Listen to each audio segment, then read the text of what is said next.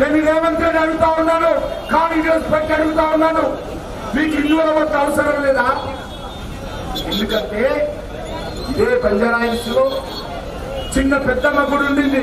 పెద్దమ్మ తల్లి గుడి ఉంటే ఎంత 10-15-20 గజాల్లో గుడి ఉంటే ఆ గుడిని కూలగొట్టి ఈ కాంగ్రెస్ పార్టీ ప్రభుత్వము ఆ విగ్రహాలను మాయం చేశారు.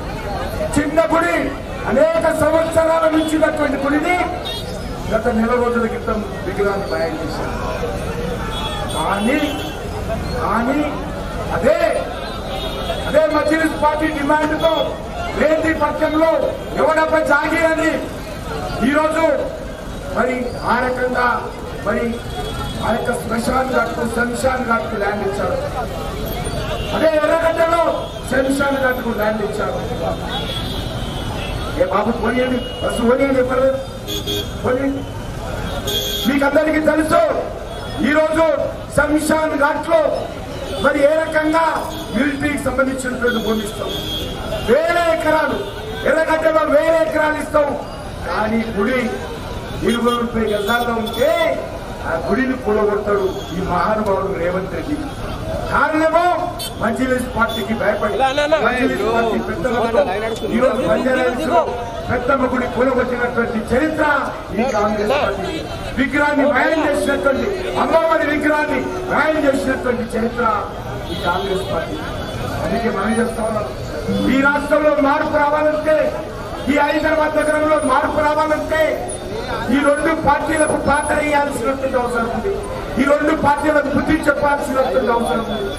ఈరోజు చూస్తాం, ఉదయం లేస్తే సాయంకాలం వరకు మజ్లిస్ పార్టీ ఎమ్మెల్యేలు జూబ్లీహిల్స్లో తిరుగుతున్నారు, ఇంటింటికి తిరుగుతున్నారు, ప్రజలను రెచ్చగొడతా ఉన్నారు, ప్రజలను మభ్యపెడతా ఉన్నారు. మనం చేస్తా ఉన్నాను, భారతీయ జనతా పార్టీ ఈ రోజు కాకపోయినా వచ్చే శాసనసభ ఎన్నికల్లో తప్పకుండా అధికారంలోకి వచ్చినాక బిడ్డ మజ్లిస్ పార్టీ ఈ సంగతి ఏదో తప్పకుండా చూస్తామని మనం చెప్తాం. మీ ఆటలు సాగవు బిడ్డ, మీ ఆటలు సాగవు.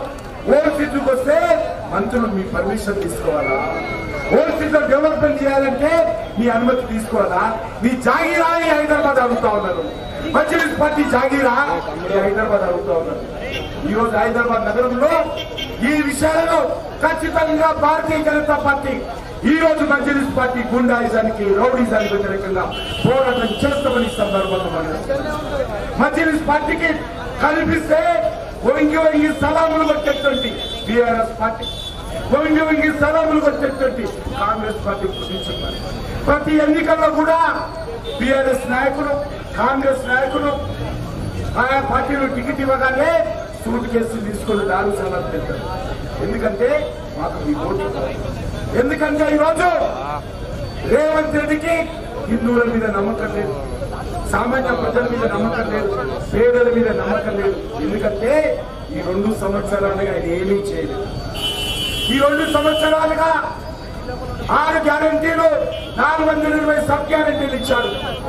ఏ ఒక్క గ్యారంటీ కూడా రేవంత్ రెడ్డి అమలు చేయలేదు. నేను అడుగుతా ఉన్నాను, బీఆర్ఎస్ పార్టీ ఏ రకంగా మోసం చేసిందో, ఏ రకంగా తెలంగాణ ప్రజలకు దగా చేసిందో, ఏ రకంగా తెలంగాణ ప్రజలకు వెన్నుపోటు పొడిచిందో కాంగ్రెస్ పార్టీ పాత అలవాటు ప్రకారం అనే విధంగా